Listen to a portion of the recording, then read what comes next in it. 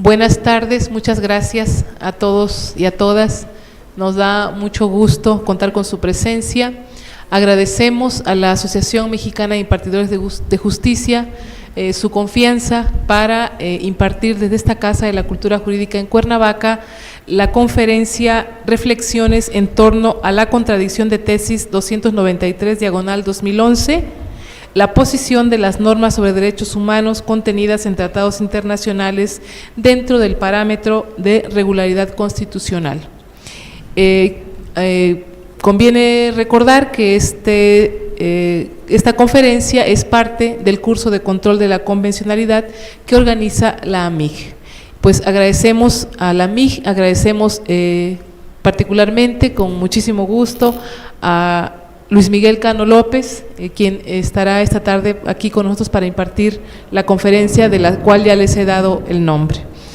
Pues bueno, para dejarles el micrófono enseguida al abogado Cano López, solamente daré unos datos curriculares muy breves de él. Es asesor de la Coordinación de Derechos Humanos y Asesoría de la Presidencia de la Suprema Corte de Justicia de la Nación. Es también cofundador de Litiga Olé, Organización de Litigio Estratégico de Derechos Humanos. Bueno, él me ha pedido que solo lea estos datos, muchos que estamos aquí lo conocemos y bueno, nos da mucho gusto recibirlo. Pues bienvenido Luis Miguel y muchas gracias por tu presencia. Buenas tardes.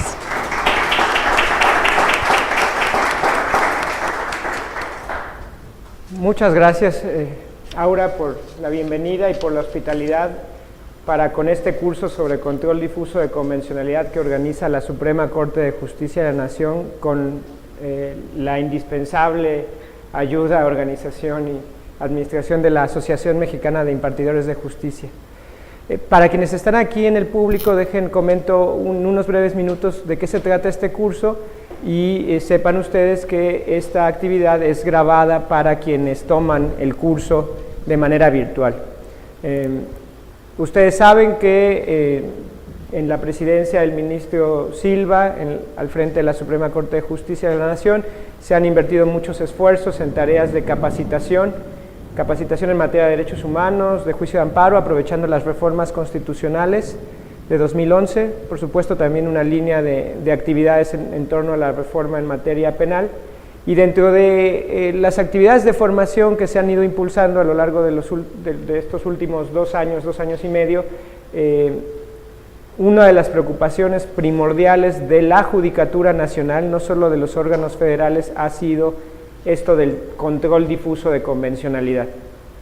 Para tratar de atender esas preocupaciones se han organizado y llevado a cabo actividades de diferente índole para titulares federales, para titulares locales, para su personal, por supuesto.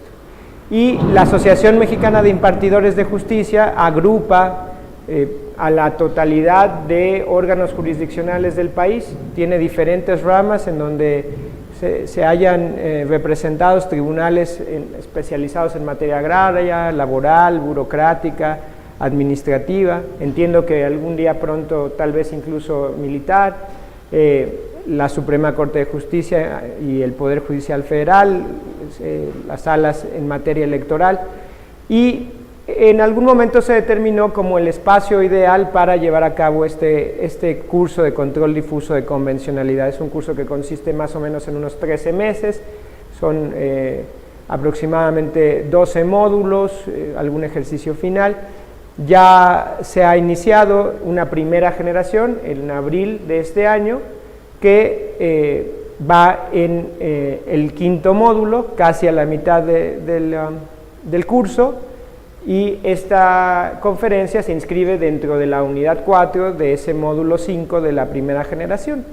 Estamos en un módulo que trata sobre el control difuso, ya tomamos en otros módulos explicaciones sobre la reforma constitucional de derechos humanos y su impacto en la labor jurisdiccional, los principios en materia de derechos humanos y las obligaciones correlativas, los temas de la apertura del derecho interno al derecho internacional, el tema de víctimas, y ahora estamos en control difuso.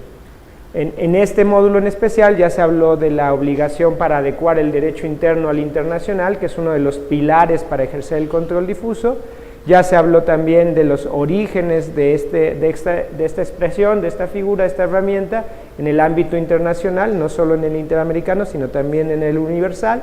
Se habló del caso Radilla, del expediente 912/2010 en la Suprema Corte, que le da, digamos, la bienvenida al control difuso en sede jurisdiccional, es el puente para aceptar e incorporar esta doctrina, y ahora, con un ligero cambio de planes, ha tocado hablar sobre el estado actual de la jurisprudencia en torno al control difuso de convencionalidad. Y no podemos tocar este tema sin hacer una referencia expresa a lo discutido en días pasados en el Pleno de la Suprema Corte de Justicia de la Nación con motivo de la contradicción de tesis 293/2011. Esta conferencia gira en torno al análisis de esa resolución, de esa discusión y de su impacto en el entendimiento de la reforma constitucional de derechos humanos y en el entendimiento del control difuso de convencionalidad. Más adelante en la semana, para quienes atienden este curso de la MIG, habrá una reflexión sobre las últimas tesis y jurisprudencias sobre control difuso emitidas por la Corte y los tribunales colegiados de circuito. Pero también hemos pensado que tiene un valor muy especial abrir las conferencias a todo público con el indispensable apoyo de las casas de la cultura jurídica del país y de la dirección general de estas casas, y bueno, sin ustedes tampoco no tendría sentido. Por eso, muchas gracias por estar aquí en este contexto. Y aunque no sean parte del curso, de cualquier manera intentaré que la conversación sea muy interesante porque es un tema de total actualidad. Yo que le tengo tanto cariño a Cuernavaca y que vengo tan seguido a hablar con ustedes, pues no podía dejarlo de hacer en este tema en particular. Porque bien podrían preguntarse si todo lo que hemos dicho en los últimos 2 años ha cambiado en algo con la contradicción de tesis 293/2011. Y bueno, empiezo, aunque sé que la mayoría en el curso y la mayoría aquí conoce de la contradicción de tesis 293, bueno, es un deber que no puedo evitar hablar un poco de este asunto en lo general, de las discusiones que se dieron en 5 días de sesiones, 26, 27 y 29 de agosto, 2 y 3 de septiembre en el Pleno de la Corte, y cuáles son los resultados de esta contradicción. Todo esto tratando de estar lo más apegado posible a lo sucedido ahí en el Pleno, lo que ustedes han podido ver en el canal judicial, lo que pueden leer en las versiones taquigráficas, y en espera del engrose y los votos anexos que lo acompañen, tantos como ministras y ministros ahí en la Corte, pues a reserva de analizar eso cuando esté, pues hoy tenemos que empezar a reflexionar sobre las consecuencias de esta contradicción 293/2011.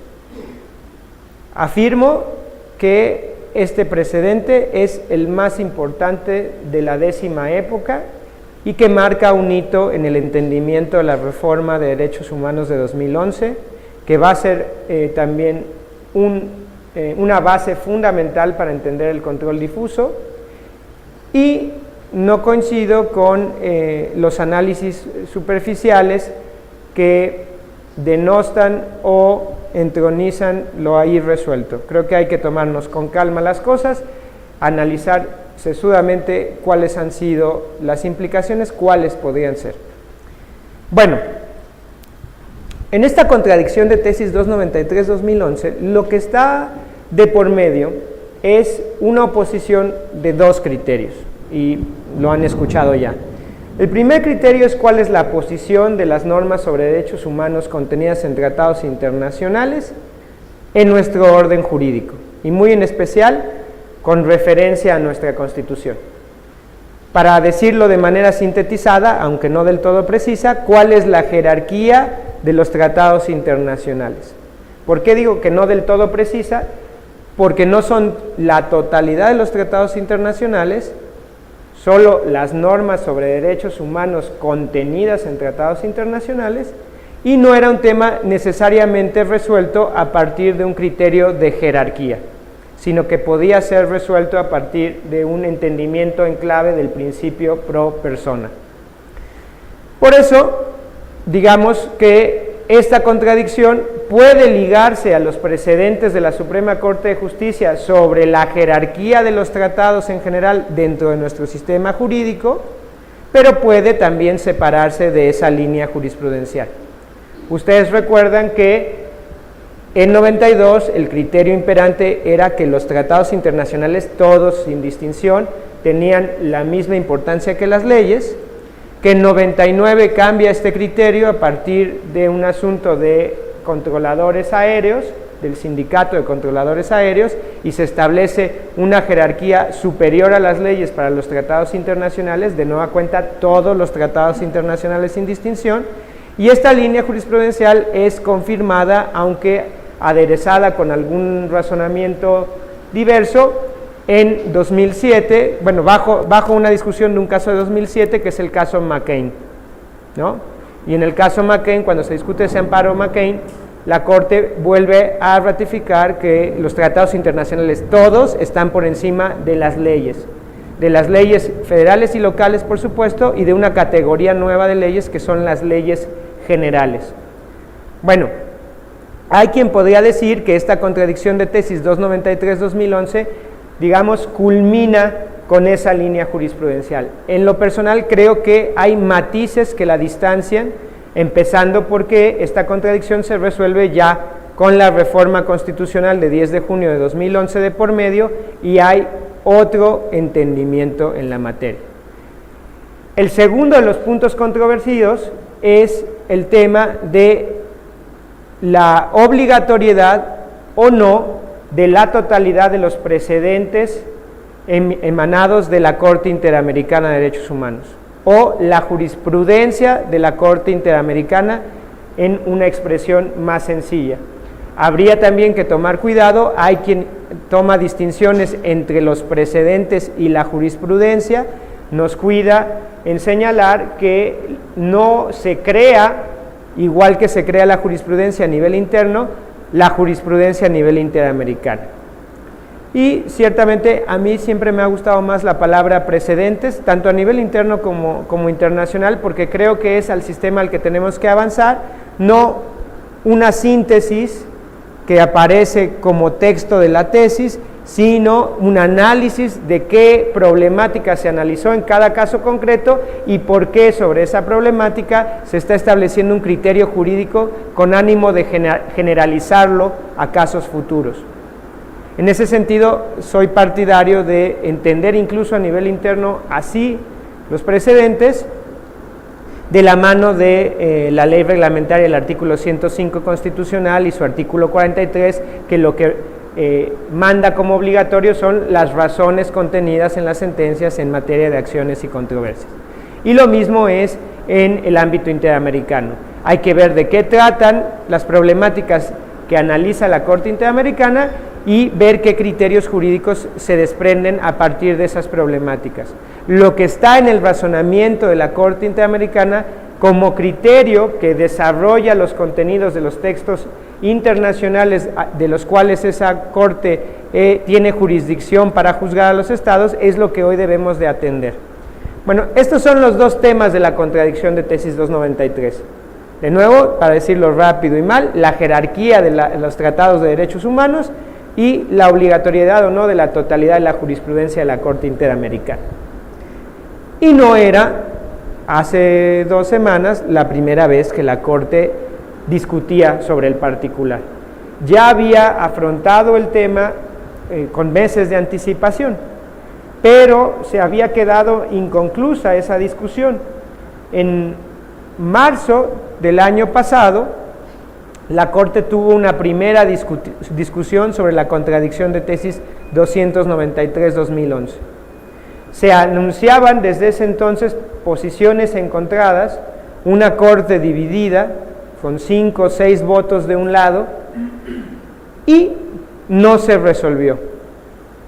En ese primer momento, un ministro en el último día tuvo una comisión especial, oficial, se quedaron, yo digo que anunciados empates, se podían anticipar algunos empates en esa ocasión, y bueno, no se resolvió. Pasaron meses, bueno, pasó año y medio, para que la Corte volviera a atender este caso. Una nueva conformación en la Corte, 2 nuevos integrantes y de nuevo una segunda oportunidad para discutir. Llegó entonces el 26 de agosto, muy anunciada.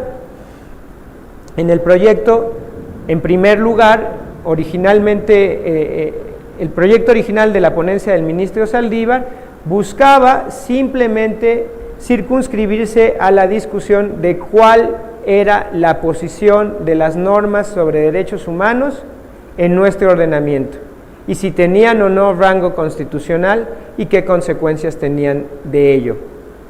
Pero de inmediato, si ustedes siguen las sesiones, quienes están en este curso de la MIG tienen el deber de dar lectura a las sesiones taquigráficas, ustedes se dan cuenta, si escucharon en el canal judicial las sesiones o si leen las versiones taquigráficas, que de inmediato se entendió por una mayoría de integrantes de la Corte que era insuficiente el planteamiento, que no podía abordarse solamente la posición de las normas sobre derechos humanos de fuente internacional en nuestro orden constitucional, sin también debatir sobre lo que sucedería frente a antinomias entre una disposición constitucional y una disposición de origen internacional en materia de derechos humanos.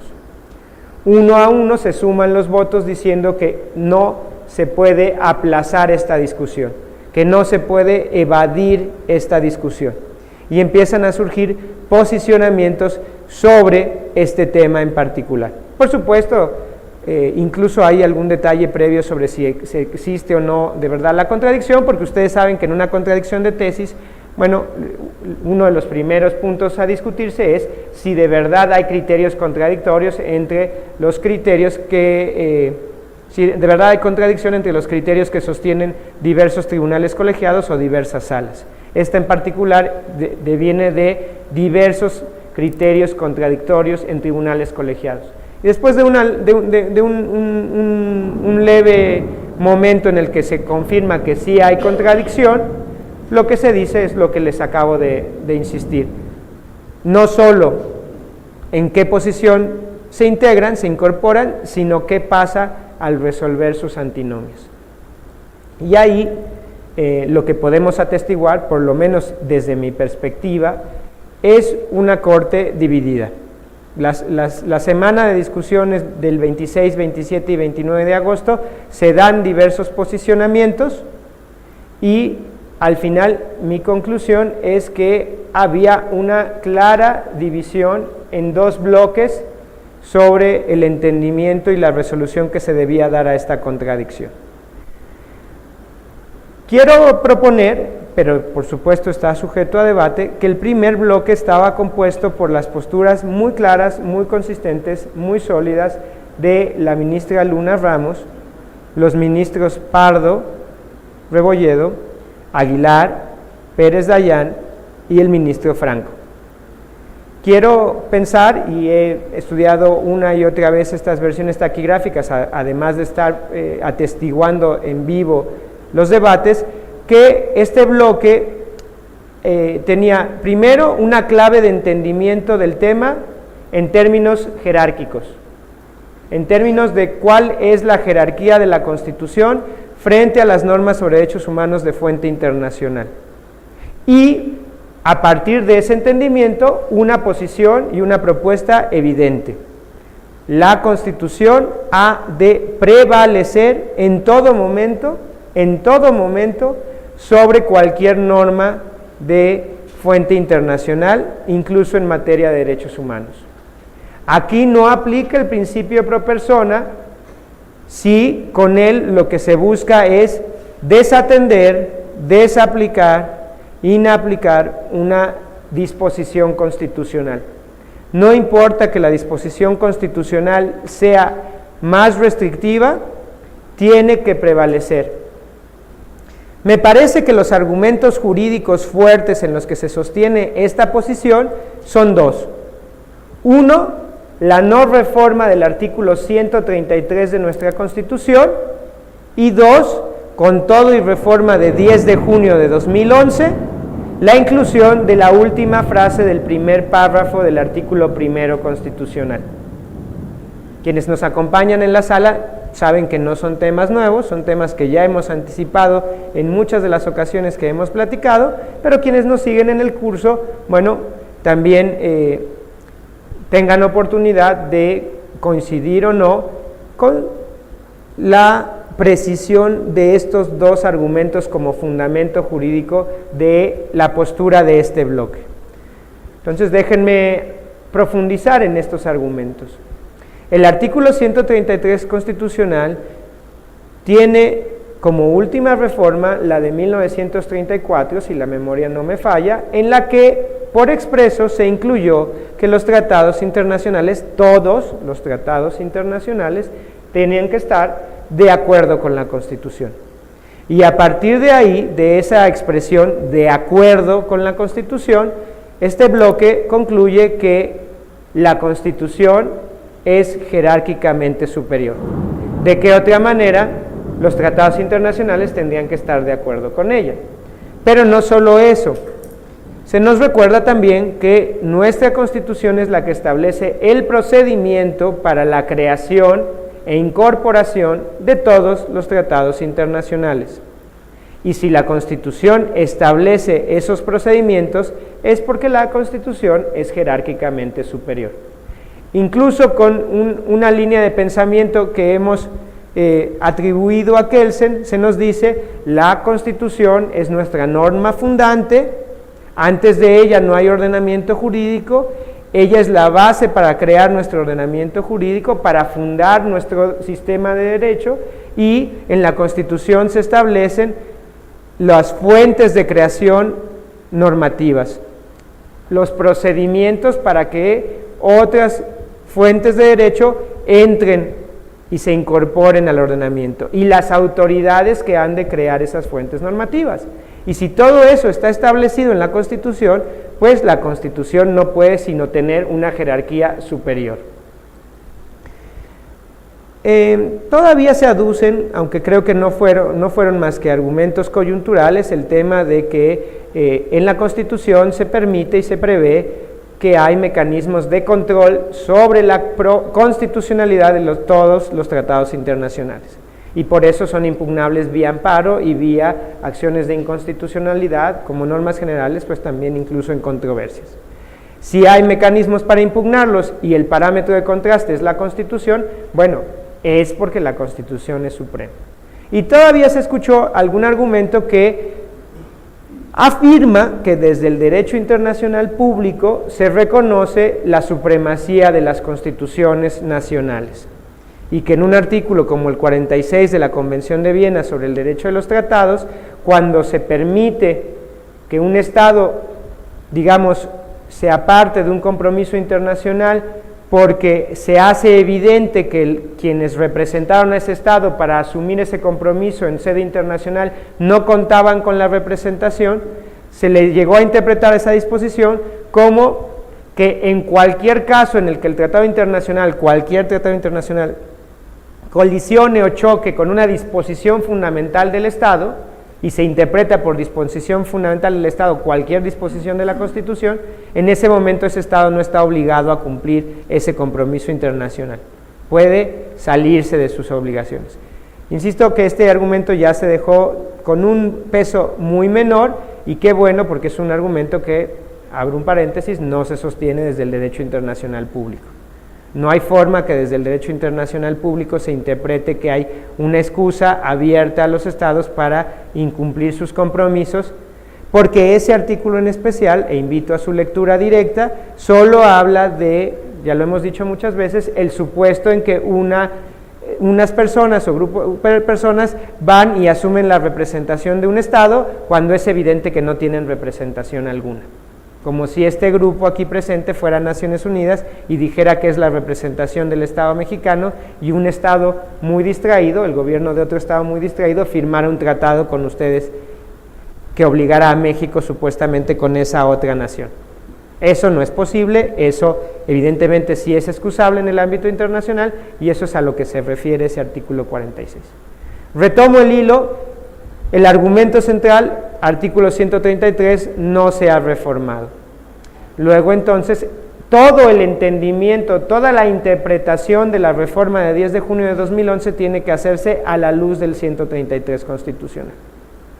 Segundo argumento, con toda y reforma de 10 de junio de 2011 se incluyó esta frase final del artículo primero, párrafo primero de nuestra Constitución, donde se dice que la Constitución es la que establece las restricciones y los supuestos de suspensión de los derechos y las garantías para su protección.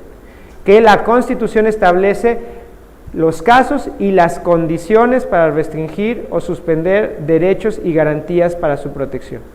Y que si la Constitución tiene esa atribución, se debe de interpretar como la última palabra en materia de restricciones. Y no obstante la reforma en materia de derechos humanos, la Constitución se ha reservado para sí ser última y definitiva instancia en materia de restricciones. No importa si una norma de origen internacional es más favorable, no importa si una norma de origen internacional disminuye las restricciones, no importa si una norma internacional aumenta los contenidos del derecho, si hay una oposición evidente con una restricción en texto constitucional, debe prevalecer siempre la Constitución General de la República.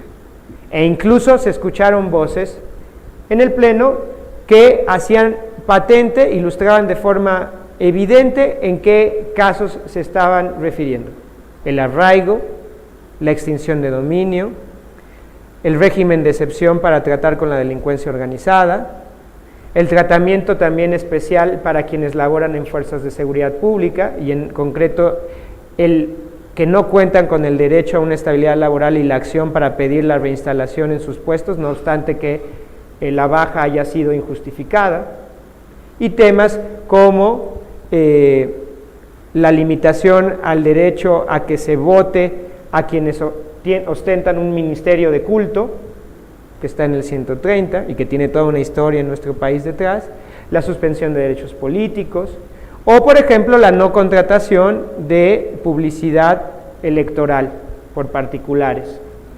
Y se comentó, todas estas son restricciones de la Constitución, inclusive esto de la nacionalidad como un criterio determinante para ostentar algún cargo público. Todas estas son restricciones de la Constitución en donde no podemos permitirnos abrir o disminuir las restricciones porque una norma sobre derechos humanos de fuente internacional no las contemple. Hay algo que queda a reserva de los estados que, digamos, da pie al contexto nacional y que la comunidad internacional tendría que atender. No importa la vocación universal de los derechos y los esfuerzos que se hacen en sede internacional para que toda la gente en este planeta tenga reconocidos más o menos los mismos derechos, hay un contexto particular de cada nación, hay un margen de apreciación de cada estado y en materia de restricciones es donde se refleja, porque estas restricciones en especial obedecen a nuestro propio contexto, no al contexto regional del continente, no al contexto mundial. Los estados son libres de determinar soberanamente sus restricciones. Y todo esto se abre a partir de esa frase final del párrafo primero. La Constitución tiene la última palabra en materia de derechos. Entonces, estas son las dos razones jurídicas para que el bloque fuerte, este bloque consolidado, nos diga la jerarquía constitucional no ha cambiado. No importa que se acepte que las normas sobre derechos humanos de fuente internacional tienen rango constitucional. Y creo que hay otra corriente dentro de estos debates del Pleno que tiene una posición diferente. Digamos que no es un bloque tan conciso como el anterior, es un bloque que es un poco más disperso, pero creo que sí claramente se puede diferenciar. Y este bloque lo que sostiene es que el principio de pro persona juega un papel muy importante en la definición de la relación entre los componentes del parámetro de regularidad constitucional. Por supuesto, coinciden que las normas sobre derechos humanos de fuente internacional forman parte de un mismo sistema, de un mismo conjunto. No se acepta la palabra bloque de constitucionalidad. Desde el debate anterior era una expresión que no gustó mucho en el Pleno de la Corte. Alguien en la Corte dijo que esta expresión era una figura que se desarrollaba más a partir de Colombia y su propio contexto, que no teníamos por qué importar la expresión bloque de constitucionalidad, pero bueno, más o menos le dan las mismas funciones que tiene el bloque de constitucionalidad, aunque lo llamen de forma diferente. Y la forma distinta en la que le empiezan a llamar es parámetro de control de la regularidad constitucional y convencional, o parámetro de control de la regularidad. Entonces dicen, no hay duda de que las normas sobre derechos humanos de fuente internacional a partir de la reforma al artículo 1 de la Constitución son un componente de este parámetro de control de regularidad, pero ya que es componente y adquieren el rango constitucional, no podemos dar un entendimiento jerárquico de esas normas frente a las disposiciones constitucionales, sino que por virtud de la propia reforma constitucional, las relaciones y posibles antinomias tienen que solventarse a través de una interpretación conforme y en su caso el principio pro persona. Hay que atender a la norma más favorable. Y ni siquiera en materia de restricciones puede establecerse una regla general de prevalencia absoluta de la Constitución. Caso por caso, a través de una ponderación, tendrá que estarse a la norma más benefactora, a la norma que más beneficie la protección de las personas y sus derechos. Digo yo que hay matices porque, por ejemplo, todavía no queda clara y quedará seguramente clarificado en el voto que se haga la postura de la ponencia del ministro Valls, por ejemplo, que en un primer momento el lunes acepta en una afirmación muy veloz que la Constitución prevalece siempre, pero que en las siguientes intervenciones aclara, porque él también tiene una postura muy clara de que esto es pro persona y vía ponderación, que a lo que se refiere, o me parece que es a lo que se refiere, es a la capacidad de las constituciones de establecer regímenes de excepción en materia de restricciones, como el del artículo 29 de nuestra propia Constitución. O sea, ese es el especial momento en donde las constituciones pueden establecer restricciones bajo esos supuestos, y ahí parece que sí hay una prevalencia de la Constitución. Pero en lo demás parece que se inclina por la ponderación. Y otra de las posturas, digamos, yo identifico como parte de este bloque, es la postura de la ponencia del ministro Gutiérrez Ortiz Mena, que aporta una idea fundamental al debate, que es la continuidad de los derechos humanos sin importar su fuente. Él, a lo largo del debate, dice: debemos de cuidarnos que el contenido de un derecho humano no cambie pasando nuestras fronteras. Si este país tiene compromisos internacionales en la materia y en el ámbito internacional los contenidos de los derechos humanos han sido desarrollados de alguna forma, no parece aceptable que en el ámbito interno vayamos a decir que tienen contenidos diferentes. Son un continuo, hay una línea de continuidad en cuanto a los contenidos.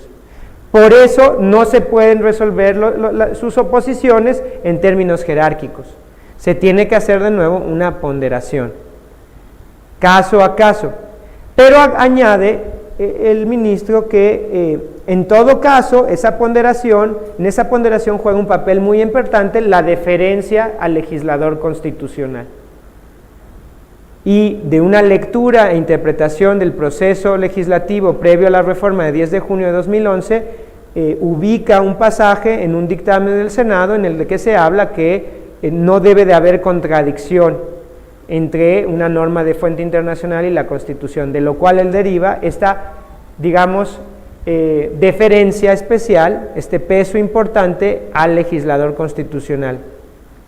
Fuera de estas dos claves que digamos un poco dispersan el bloque, se conjuntan con las posiciones del ministro Cosío, del ministro Saldívar, de la ministra Sánchez Cordero y al final del ministro Silva, por lo menos desde mi entendimiento, como un bloque que no se decanta por un entendimiento jerárquico, sino por un entendimiento de ponderación, caso a caso, en el que el principio pro persona tiene mucho peso.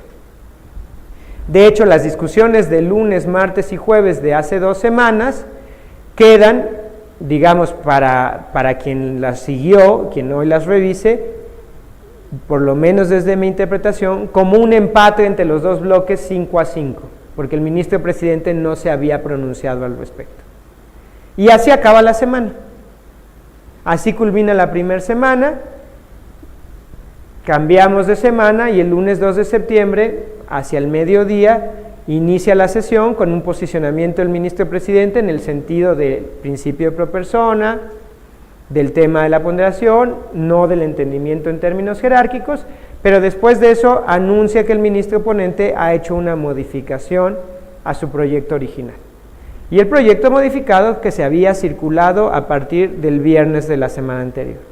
Y en el proyecto modificado, cuando lo presenta el ministro Saldívar, ponente del asunto, dice: yo advierto que va a haber votaciones divididas de 7 votos a 4 por la aceptación de las normas sobre derechos humanos con rango de fuente internacional con rango constitucional, 7 votos a favor, y advierto que va a haber 7 votos en contra sobre el tema del principio de pro persona, sino que más bien va a haber 7 votos a favor de la prevalencia por regla general de la Constitución. Es una forma de interpretar lo que había acontecido la semana anterior. Yo les he dicho, y por eso hay que tener mucho cuidado en revisar estas versiones taquigráficas y mucho mayor interés en revisar los votos que algún día se redacten, porque la clave es cómo se estaba interpretando, por lo menos es mi sentir, el voto del ministro Valls y el voto del ministro Gutiérrez Ortiz Mena. Creo que por eso yo me fui a casa el jueves diciendo hay 5-5 en votos, pero el lunes se dijo hay 7-4. Y bajo este entendimiento, bajo este escenario de que había 7 votos por la prevalencia de la Constitución, entonces se dice, yo he sometido un nuevo proyecto modificado, digamos, para equilibrar las posturas y para buscar un consenso en la Corte. Tenemos en este asunto, que es el más importante, que tratar de conseguir una decisión de Corte Constitucional, no una votación dividida, sino una decisión consensuada. Y entonces, ¿qué es lo que propone el proyecto modificado? Propone, de nuevo, la aceptación de que las normas sobre derechos humanos de fuente internacional se incorporan con rango constitucional a nuestro ordenamiento y conforman, junto con las disposiciones constitucionales, el parámetro de control de regularidad de toda actuación de autoridad. Y, segundo, que debe de haber una excepción en materia de restricciones, que las modalidades o limitantes de los derechos humanos que tengan una expresa referencia en una disposición constitucional habrán de prevalecer, yo entiendo como regla general. Es decir, ninguna norma de fuente internacional sobre derechos humanos se puede oponer a esas restricciones. No se puede practicar un control difuso de convencionalidad sobre una disposición constitucional que es más restrictiva de derechos, ni se puede inaplicar o desaplicar. Esto no es posible. Estas son las dos propuestas del proyecto modificado y de inmediato, pues es muy fácil de percibir que hay, digamos, un acuerdo en apoyar el proyecto. Y la votación a la que se llega es de 10 votos a 1. El ministro Cosío de inmediato toma la palabra y dice, yo no puedo estar de acuerdo con este proyecto, y lo entiende como un proyecto contradictorio y un proyecto regresivo. Y ahí hay un debate interesante de motivos, de razones, por supuesto, de argumentos, con el ministro ponente, que defiende que su proyecto ni es contradictorio ni es regresivo. Pero ahí, les digo, es muy interesante ver esta postura del ministro Cosío, en el que dice, yo entiendo que es contradictorio, porque si están con rango constitucional, cómo es que siempre debe prevalecer la Constitución. No puedo comprender cómo estas dos partes y jurisprudencias, estas dos secciones de la jurisprudencia que se propone pueden convivir. Simplemente no entiendo esta propuesta. ¿Cómo una norma de rango constitucional puede tener rango constitucional a la vez que estar en segundo término en materia de restricciones?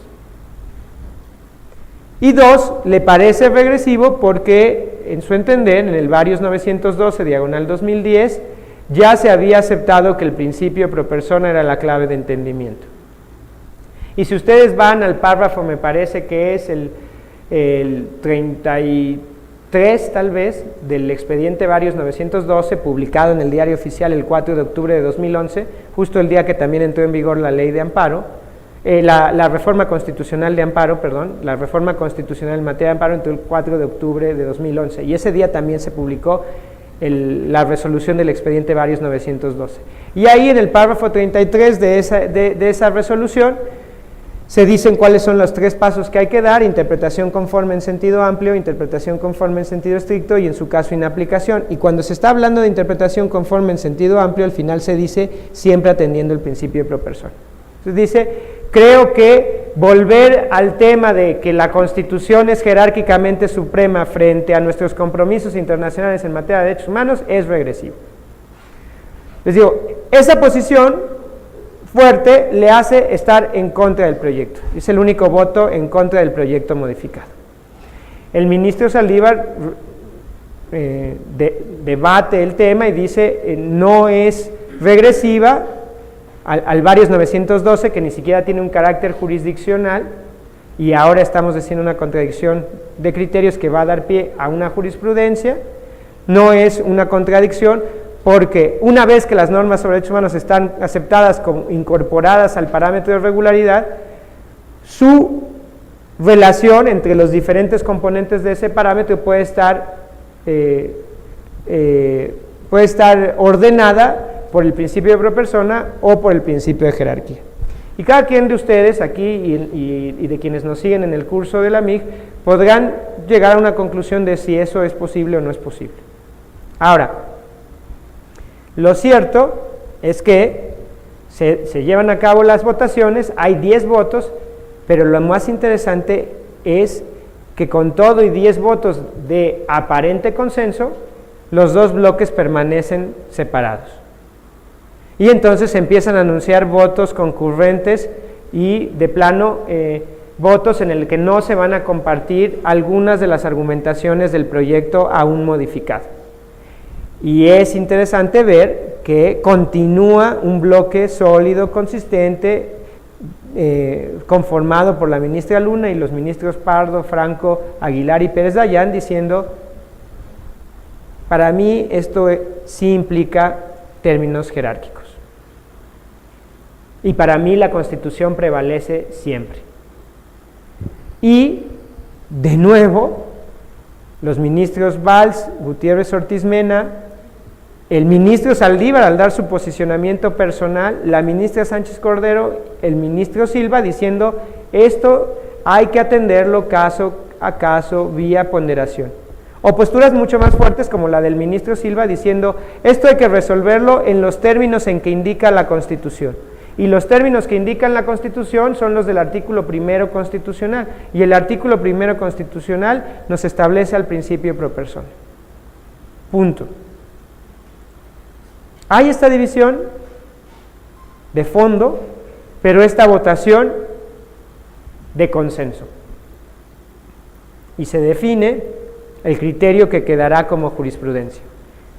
Si no cambia la redacción, es un criterio que dirá las normas sobre derechos humanos contenidas en tratados internacionales tienen rango constitucional, conforman el parámetro de control de regularidad. Se pondrá una frase, no se relacionan en términos jerárquicos, pero se pondrá una salvedad, salvo que se trate de restricciones expresas en el texto constitucional en donde habrá de prevalecer la disposición constitucional. Si no hay mayores sorpresas en el engrose y en los votos, una jurisprudencia quedará redactada más o menos en estos términos.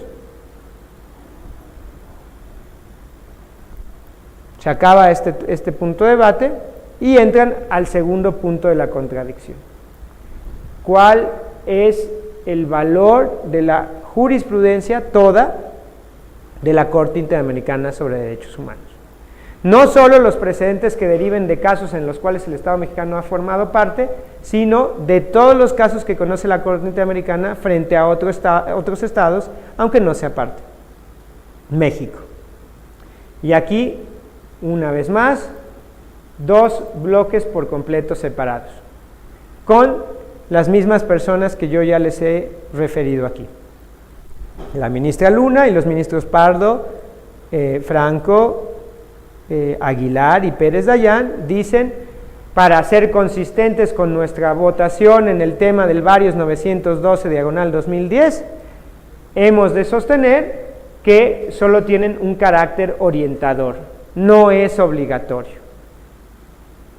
Ahí podrían haberse repetido este tema de que, y se dijo, no hay disposición alguna en la Convención Americana, en el estatuto y reglamento de la Corte Interamericana que hable de la creación de la jurisprudencia. No hay ningún otro tratado en este continente que hable de esa creación de jurisprudencia por parte de la Corte Interamericana. Luego, entonces, no podemos aceptar que exista como tal la figura de la jurisprudencia de la Corte Interamericana. Lo que sí existe son artículos expresos de la Convención Americana que dan a entender de una interpretación que los efectos de la sentencia son particulares para las víctimas del caso y solo obligatorios para los estados que fueron condenados. Por supuesto, aquí abro un paréntesis, creo que mi punto de vista es que esto no se sostiene, que el artículo 62 es clave de la Convención Americana y los términos en que nuestro país aceptó la jurisdicción contenciosa de la Corte Interamericana para darnos cuenta que no hay efectos particulares exclusivamente de sus sentencias. Pero ni siquiera tienen que hacerle caso a mi interpretación o propuesta, porque la Corte Interamericana ya ha definido en su propia jurisprudencia que lo que va interpretando de los tratados internacionales sobre los cuales tiene jurisdicción, pues es una cosa juzgada, es una cosa interpretada y que todos los estados tienen el deber de atenderla. Y yo digo, pues a partir de nuestra reforma constitucional es lo que añado, no hay otra forma, porque si no, no prevendríamos las violaciones de derechos humanos, ni nos tomaríamos en serio la obligación de respetarlos, porque ya nos están diciendo en un tribunal internacional qué actuaciones los violan. Y no podemos repetir esas actuaciones y luego decir que nadie nos había sentenciado, ¿no? Ustedes no tienen que pasarse un alto, esperar que un policía les multe y luego decirles, bueno, es que hay una regla que dice que no hay que pasarse los altos, pero habías multado a alguien más y no a mí, ¿no? Hay una regla general que es no te pases los altos y hay una consecuencia que es te voy a multar si lo haces. Hay una regla general que es lo que está en los tratados internacionales, con una segunda regla general que es esos tratados internacionales los interpretan con autoridad sus órganos garantes, una tercera regla, todo eso es obligatorio. Y un Estado no puede decir de buena fe, tratando de cumplir el objeto y fin de ese tratado, que como no le ha tocado un caso donde le condenen a eso, pues puede dar una interpretación totalmente diferente. Cierro el paréntesis, pero de nuevo insisto, el bloque muy bien consolidado, muy consistente, yo nada más le doy un carácter orientador. Y los ministros Saldívar, el ministro Silva, el ministro Gutiérrez Ortiz Mena, el ministro Valls y la ministra Sánchez Cordero diciendo, le damos, como ya habíamos hecho en su momento, quienes evidentemente participaron de las discusiones, quienes no estaban, pues estaban posicionándose por vez primera, ya hemos determinado que ya hemos optado, ya nos hemos pronunciado porque sea obligatoria la totalidad de los precedentes de la Corte Interamericana. Entonces, tenemos una votación 5-5 sobre ese proyecto. ¿Por qué? Porque el ministro oponente, el ministro Saldívar, había ofrecido también modificar la segunda jurisprudencia y decir que los precedentes de la Corte Interamericana todos eran obligatorios o vinculantes para el Estado mexicano y sus órganos jurisdiccionales, con la salvedad del tema de restricciones en donde la Constitución prevalece. Con ese criterio, que es el del proyecto modificado, se van a votación y no hay mayoría. 5 votos dicen que sí, 5 votos dicen que no, y el ministro Cosío ya traía un voto en contra desde el primer tema a discusión. De inmediato, el ministro Saldívar cambia el proyecto y dice, vuelvo entonces a mi proyecto original, toda la jurisprudencia de la Corte Interamericana es obligatoria y no incluyo la salvedad en materia de restricciones. No la incluyo, expresamente la retiro. Y como eso hace, entonces el ministro Cosío vota a favor y se logra 6 votos a 5, que toda la jurisprudencia de la Corte Interamericana sea obligatoria y vinculante. Acaban las votaciones, todo el mundo se reserva derecho a voto concurrente. Y ustedes saben que esto acaba el martes 3 de septiembre y que a partir del jueves 5 de septiembre y el lunes de esta semana han tenido lugar las discusiones de la siguiente contradicción 21-2011, en donde se establecía o se debatía si un tema de interpretación directa de una convención o un tema de inconvencionalidad de una norma general es una cuestión de constitucionalidad o una cuestión de mera legalidad para efectos de la procedencia de la revisión en amparo directo. Y ahí ya vienen otras discusiones, ahí toca un cierto peso en la fracción novena del artículo 107, que habla de temas de constitucionalidad nada más, pero habría que hacer una lectura acorde al 103. Vamos, otra discusión, pero entiendo yo que terminan por decantarse con que, como en la contradicción de tesis 293-2011 ya han aceptado que las normas sobre derechos humanos de fuente internacional tienen rango constitucional y conforman el parámetro de control de regularidad constitucional, luego entonces es un tema de constitucionalidad, ¿no? Ya esa fue la síntesis muy apretada de lo resuelto en los últimos 2 días. Lunes ayer y el jueves de la semana pasada. Pero vuelvo, en la contradicción de tesis 293 así quedan las votaciones. Ahora viene lo que hay que interpretar de esas votaciones. Porque es muy curioso que se haya modificado el proyecto original bajo el argumento de que se busca tener una seguridad jurídica, que si la Corte sigue tan dividida, no hay un mensaje claro a los órganos jurisdiccionales, no hay un mensaje claro a juzgados y tribunales. Y entonces se llega a una votación de consenso 10-1. Pero cuando con calma reflexionamos sobre lo ocurrido ahí, creo que se sostiene la pregunta de si hemos alcanzado una situación de certeza y seguridad jurídica. Y me explico por qué.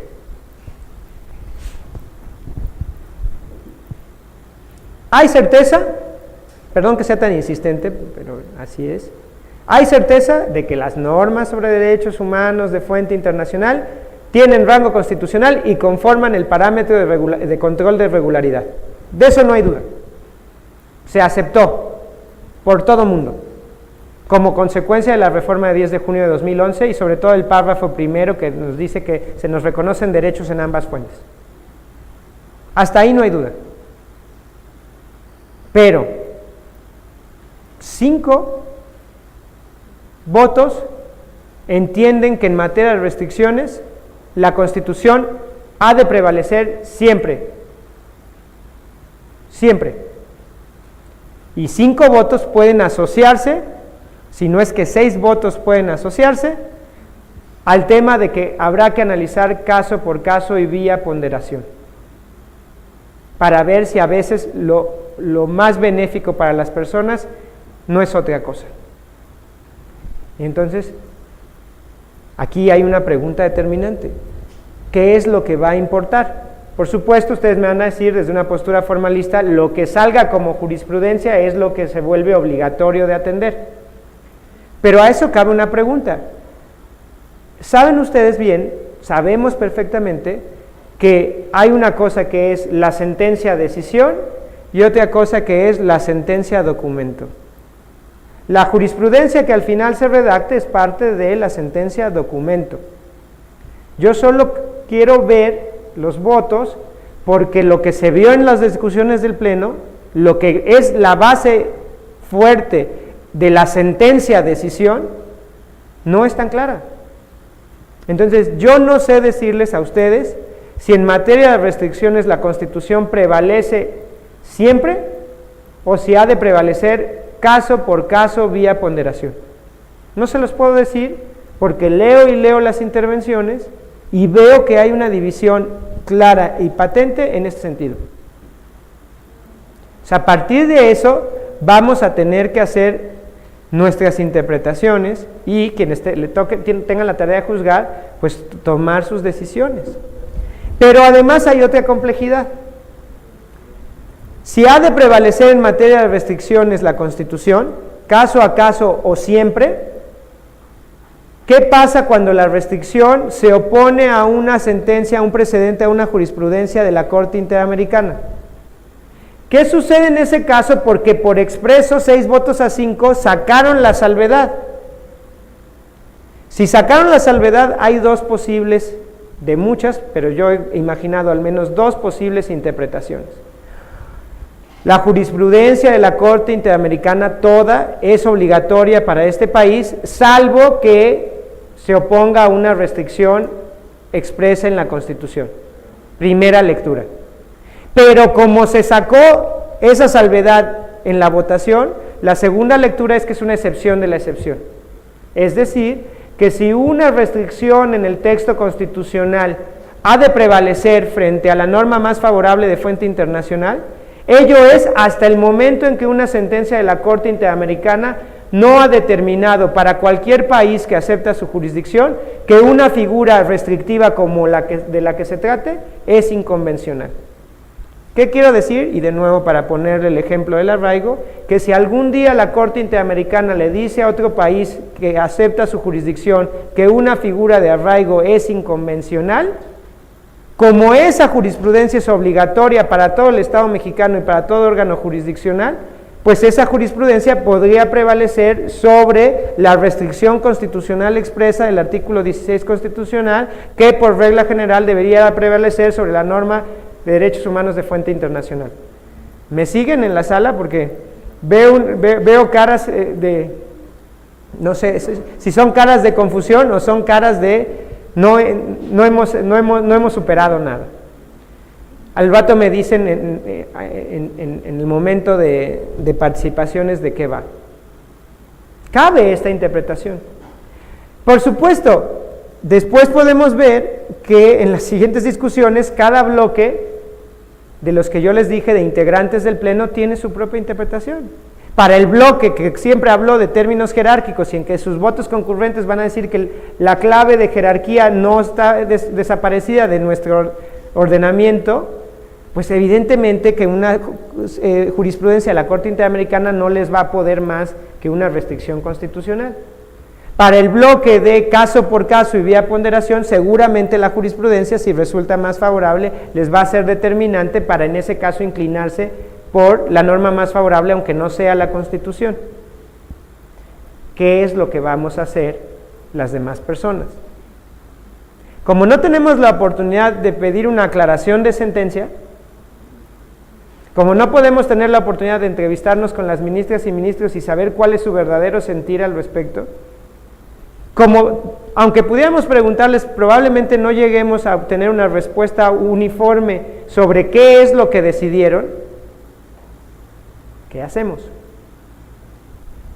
De inmediato se escucharon voces de sociedad civil que repitieron lo dicho por el ministro Cosío.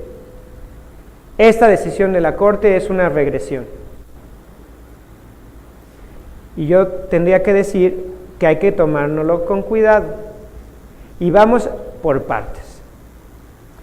Sobre la obligatoriedad de toda la jurisprudencia de la Corte Interamericana, claramente la contradicción de tesis 293-2011 es un avance en relación con el Varios 912/2010.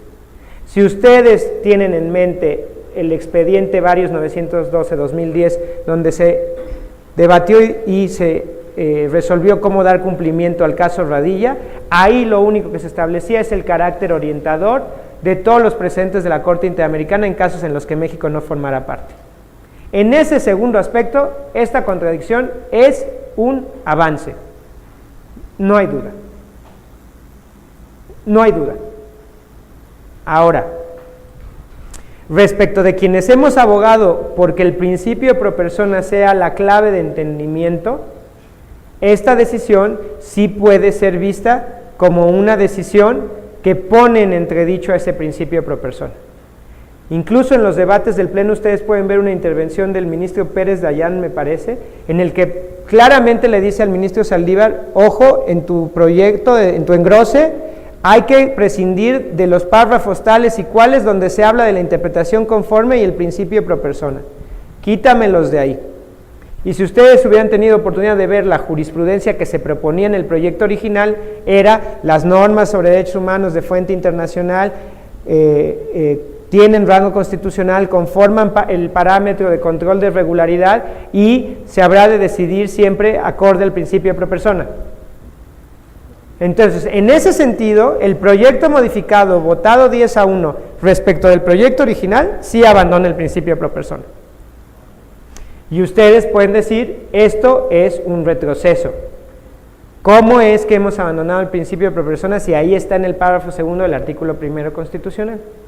Pero de nuevo esta conclusión, si toman esta conclusión, yo les diría, pues cuidado, porque si entienden, esa es la conclusión, si ustedes aceptan que lo que triunfó es la postura del bloque sólido, consolidado, consistente, que dice que esto es en términos jerárquicos y por regla general siempre prevalece la Constitución. Pero si ustedes se van a los votos de quienes dicen ponderación caso a caso, entonces, ¿cuál retroceso? No hay mención, por supuesto, no hay mención. Para llegar al consenso no hay mención del principio pro persona, pero están diciendo que lo van a hacer caso por caso y vía ponderación. ¿Es o no es un retroceso? Esta es la jurisprudencia que vamos a tener. Si ustedes abiertamente dicen, esto es un retroceso, cuidado, porque entonces ya se pusieron en una cancha en donde lo aceptan como retroceso y es jurisprudencia obligatoria y ojalá que tengan suerte en alegar otra cosa. Ojalá que tengan suerte en alegar otra cosa. Pero si ustedes dicen, pues sí, se dice tal cual que la Constitución prevalece, pero yo veo 5 votos al menos que dicen que caso a caso y vía ponderación, entonces ustedes no tienen que desterrar el principio pro persona. Porque en los términos en que la Constitución indica es también acorde al principio pro persona. ¿Qué vamos a hacer? ¿Qué vamos a hacer? Esa es la gran pregunta. Hoy por hoy esa es la gran pregunta. ¿Se va a volver jurisprudencia? ¿Cómo la vamos a aplicar? Y antes de eso, hay temas mucho más interesantes. Bueno, no más interesantes, necesarios para poder aplicar esto. La primera pregunta que vamos a tener que hacernos es, ¿cuáles son las restricciones expresas en el texto constitucional donde la Constitución ha de prevalecer? Como parte de la unidad del curso de la MIG, el siguiente ejercicio para mañana es, vamos a identificar los supuestos de restricción. Vamos a ver qué tan grande es el universo de restricciones. Y aquí, como siempre, hay al menos 2 formas de interpretar las restricciones. Porque si el principio pro persona continúa, y sí continúa porque ahí está el párrafo segundo del artículo 1 constitucional, cada supuesto de restricción tendrá que ser interpretado de la forma más limitativa.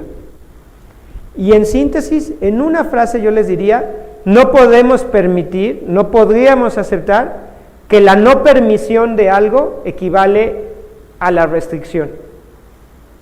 Me explico, si la Constitución en apariencia no permite algo para quienes somos particulares, eso no es igual a una restricción.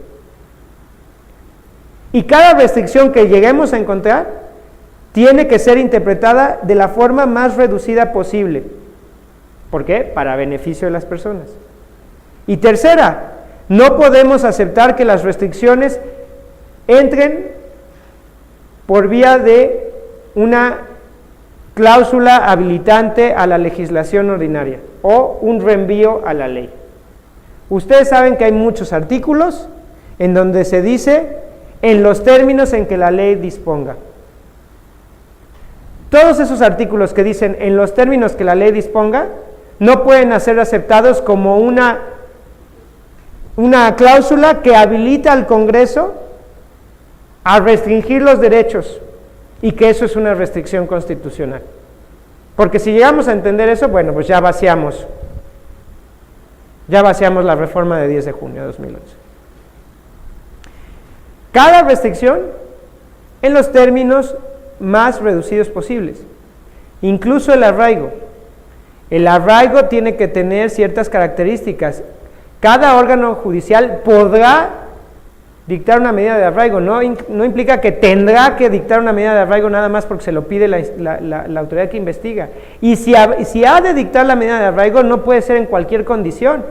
No puede ser el arraigo de una persona en un centro de detención medio clandestino a cargo de las propias policías. Tiene que ser domiciliario. Tiene que ser en un lugar en donde no esté sujeta la persona a la presión de las autoridades que la están investigando. Cada restricción se tiene que interpretar de la forma más reducida posible, porque es una restricción a derechos y porque el principio de pro persona sí lo mandata. E inclusive, de nuevo, cada restricción tiene que ser valorada vía ponderación. Si existe una restricción para quienes tienen un ministerio de culto a fin de que no participen en una votación, es porque se está tratando de proteger el derecho a votar libremente y evitar que una persona que tiene una autoridad religiosa frente a otras personas se aproveche de esa autoridad religiosa para condicionar su voto.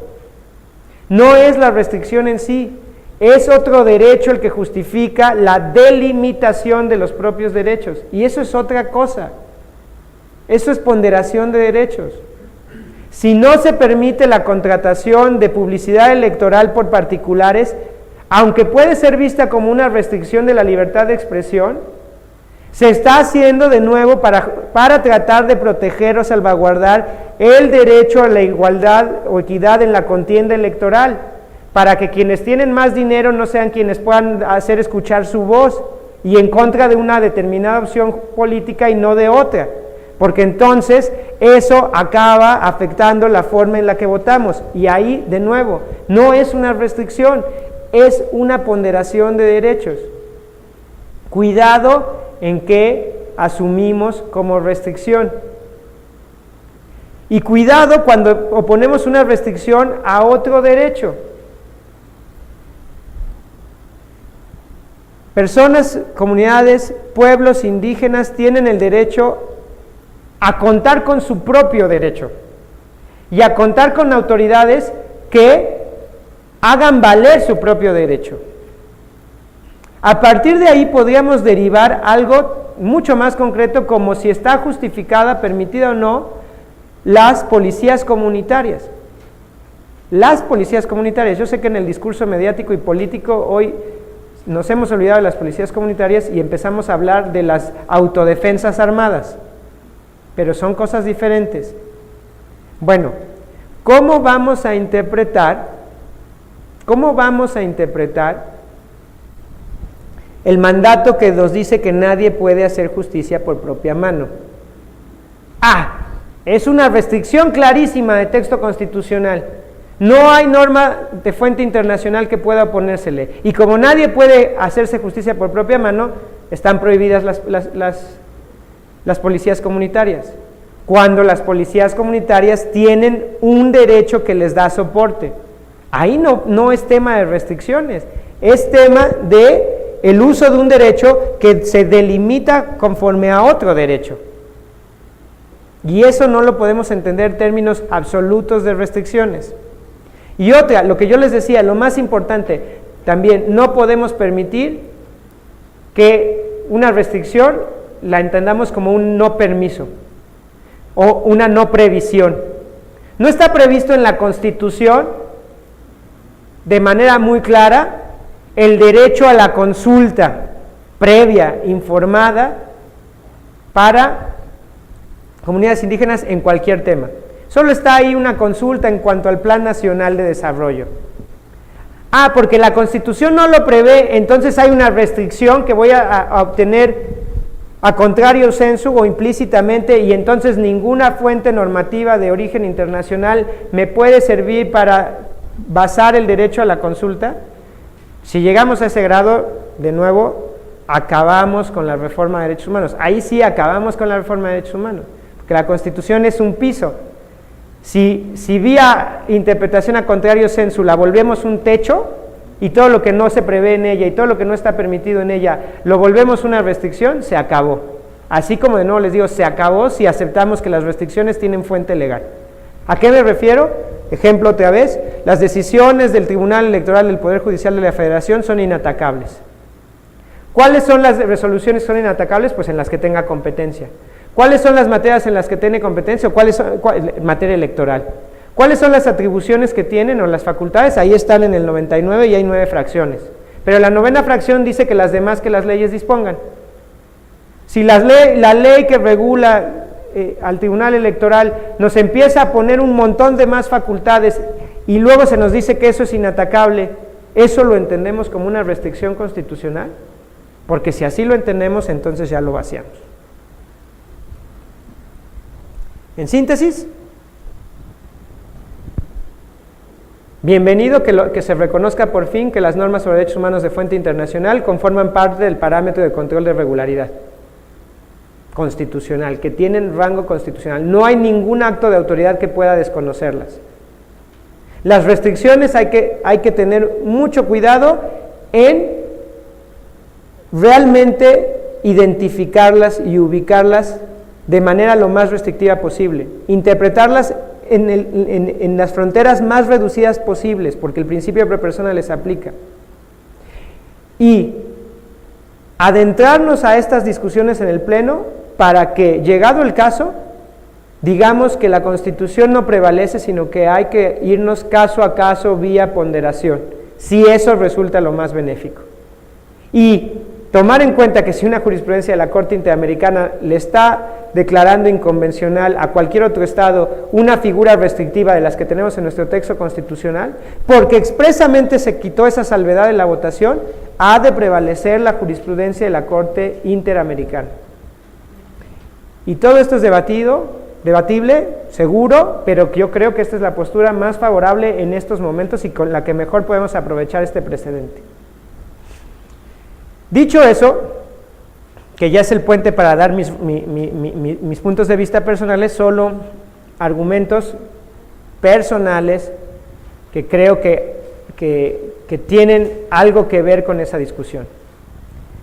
Cuando se habla de esta deferencia al legislador constitucional, y que incluso en una ponderación lleva las de ganar, digamos, el texto constitucional, cuidado, porque esa intervención se hizo con base en una parte del proceso legislativo que concluyó con la reforma de 10 de junio.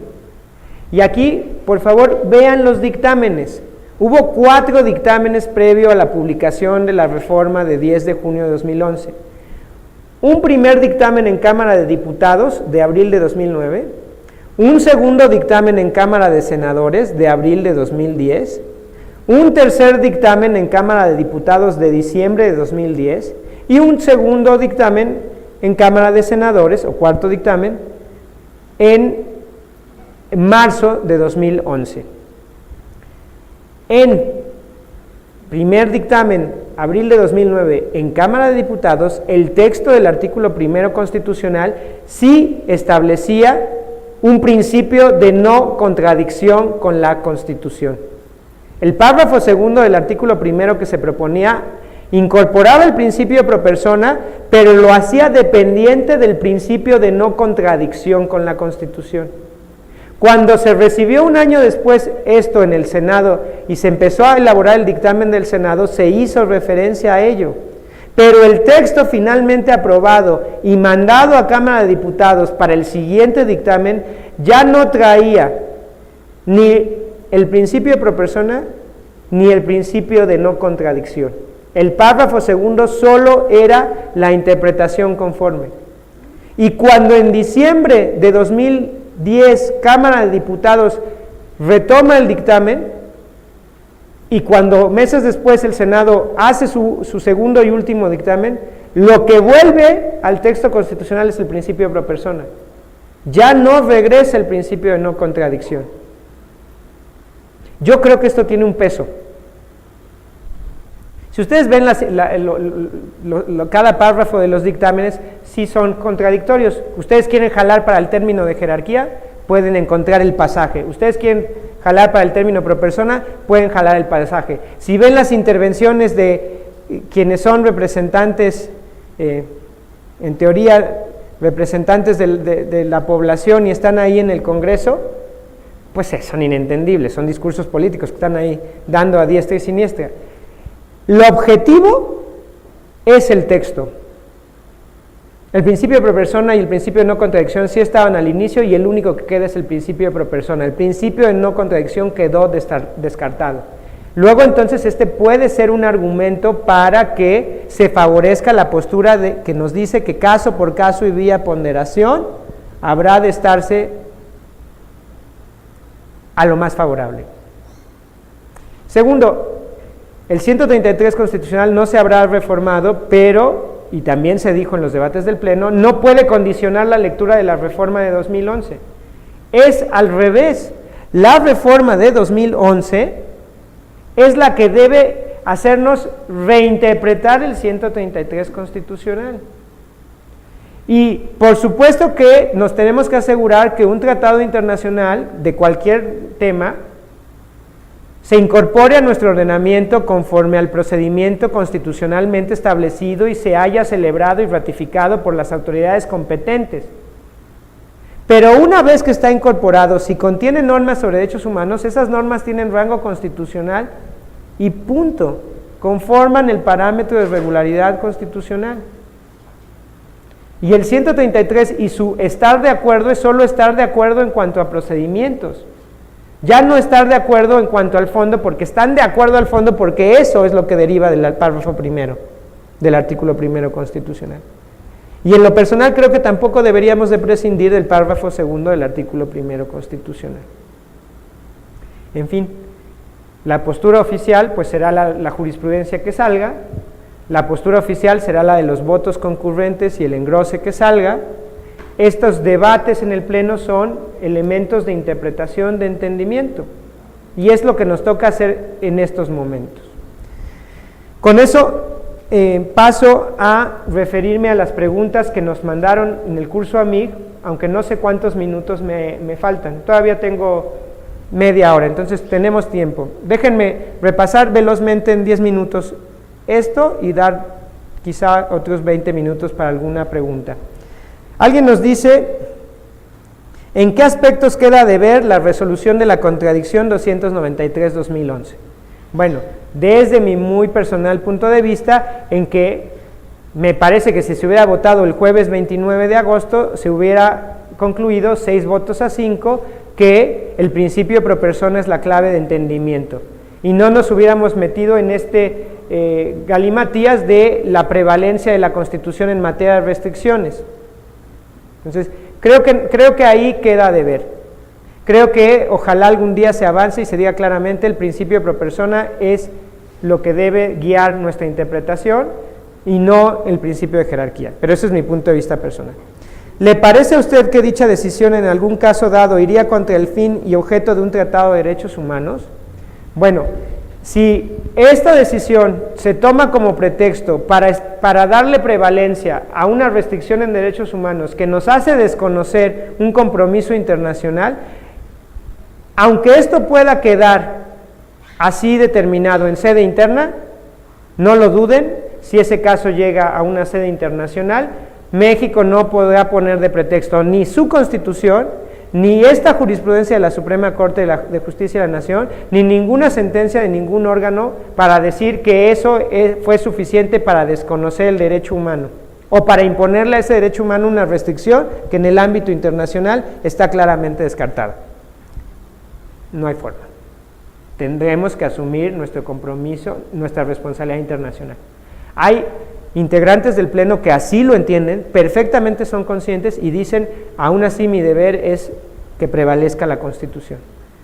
Yo siempre debatiré esto y diré, la Constitución misma es la que nos daba la pauta para que nos vayamos a principio pro persona. pero son otras cosas.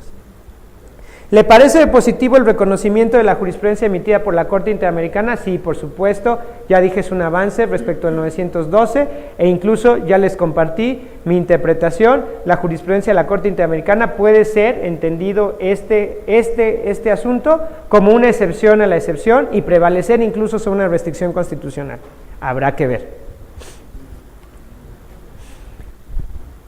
Pregunta alguien más por qué en México ha sido tan complicado que la Corte pueda adoptar un criterio uniforme para la aplicación de la doctrina.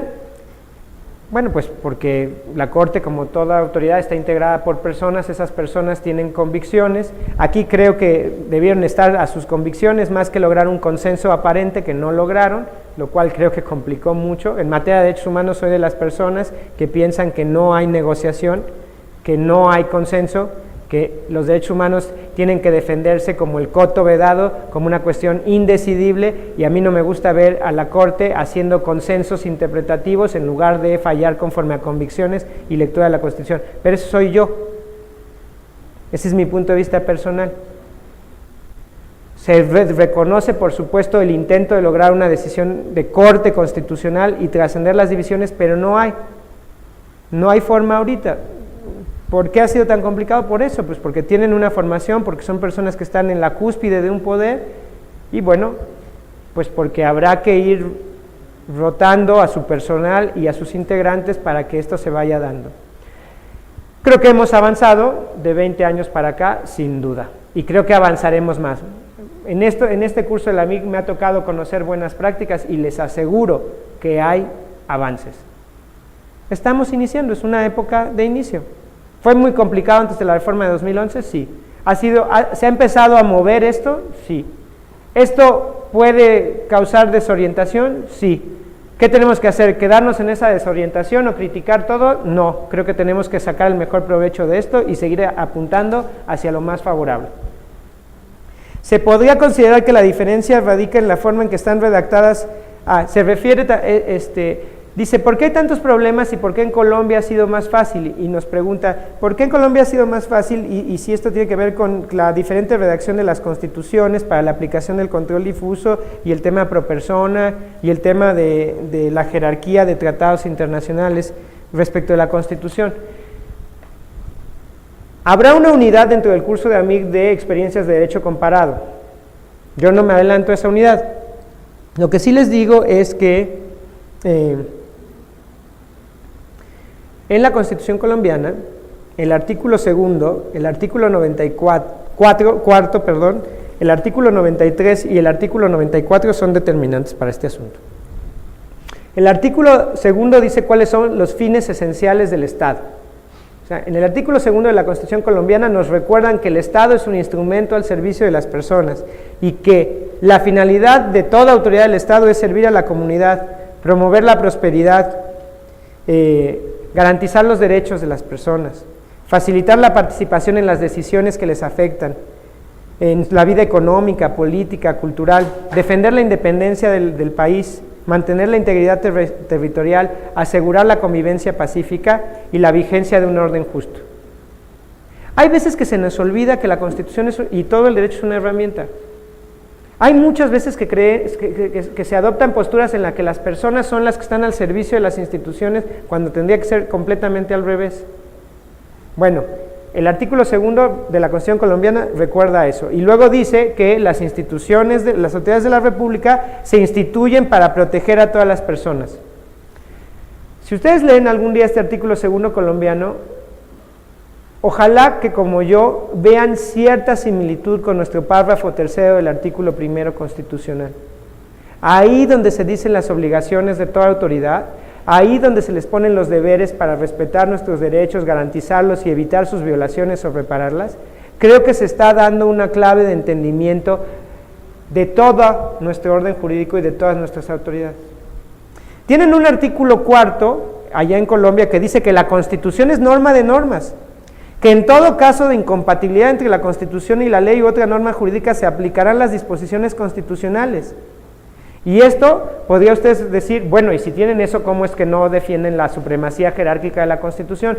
Bueno, porque tienen un artículo 93 que dice, los tratados y convenios internacionales que ratifique el Congreso que reconozcan derechos humanos o que prohíban su limitación en los estados de excepción, prevalecen en el orden interno. Los derechos y deberes consagrados en la Constitución se interpretarán de conformidad con los tratados internacionales sobre los derechos humanos ratificados por Colombia. Y entonces ustedes aquí en el artículo 4 de Colombia, en el artículo 93, ¿qué pueden ver? Ojalá que vean como yo una referencia a nuestro artículo 133 constitucional y a nuestro artículo 1, párrafo 2 y párrafo 1 del artículo 1 constitucional.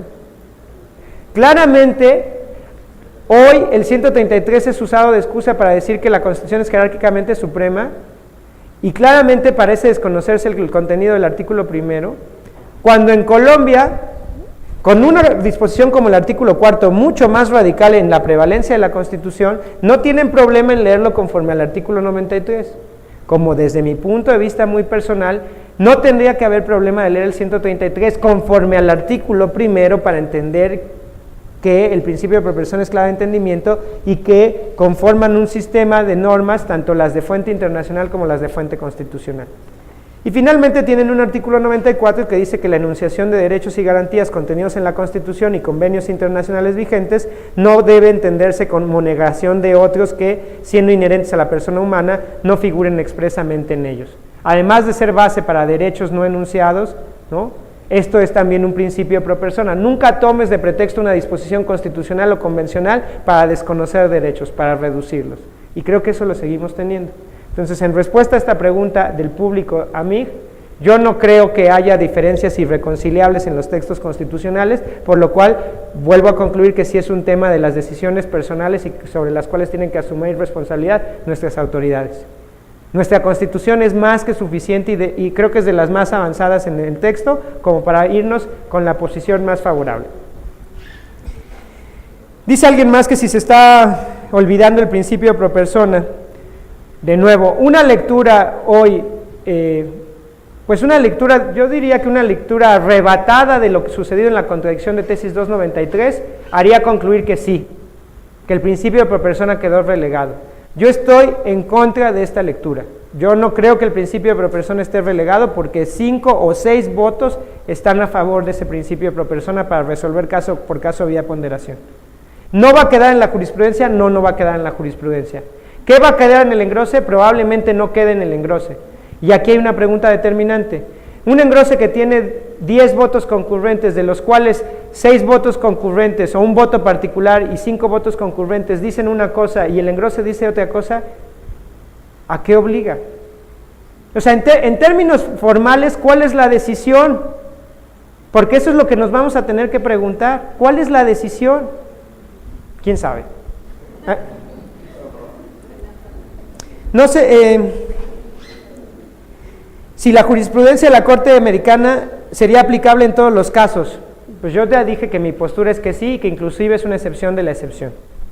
¿Qué sucede si en un caso analizado, en un caso concreto, no se encuentran normas no vinculantes que le otorguen la pauta para resolver el caso concreto? O sea, yo lo que entiendo que está preguntando es, ¿qué pasa si las normas constitucionales o las normas convencionales no me dan la solución a mi caso concreto y tengo que acudir a las normas denominadas de soft law?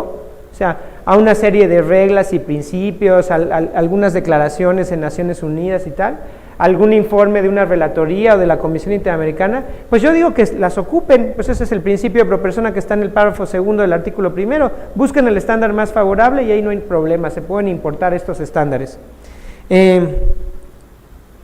Parece que esta decisión es un traje a la medida de nuestro país. Pues bueno, es la decisión a la que llegamos, tenemos una Suprema Corte, esto es lo que determinó, yo trabajo en la Suprema Corte, mientras no me digan lo contrario.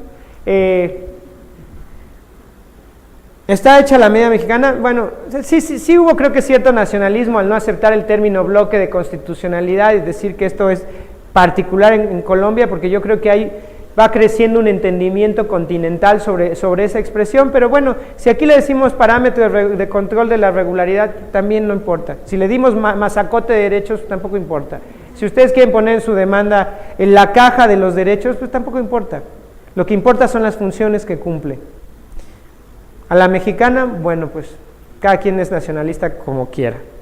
¿Cuál es la diferencia específica entre el carácter vinculatorio y el carácter obligatorio? Para mí no hay ninguna. Para mí se están usando como sinónimos. Vinculante, obligatorio es igual. No hay problema. No resulta incoherente que se establezca como criterio por parte de la Corte que las restricciones constitucionales deben prevalecer sobre los derechos. O sea, esto de nuevo es basado en la postura fuerte del ministro Cosío. Esto es contradictorio. Miren, no lo sé, o tal vez sí lo sé y no lo quiero decir, pero yo siempre digo lo que quiero. Vamos aquí. A mí me parece que quien sostiene la prevalencia de la Constitución de forma absoluta se está olvidando del principio pro persona. Y si te estás olvidando del principio pro persona, te estás olvidando de una parte importantísima de nuestra Constitución. Y en ese sentido, la prevalencia absoluta de las restricciones implica el desconocimiento de una disposición de nuestra Constitución. Y no comparto el criterio de que el principio de pro persona solo es en términos hermenéuticos y de la Constitución hacia abajo, porque no es lo que dice nuestra Constitución.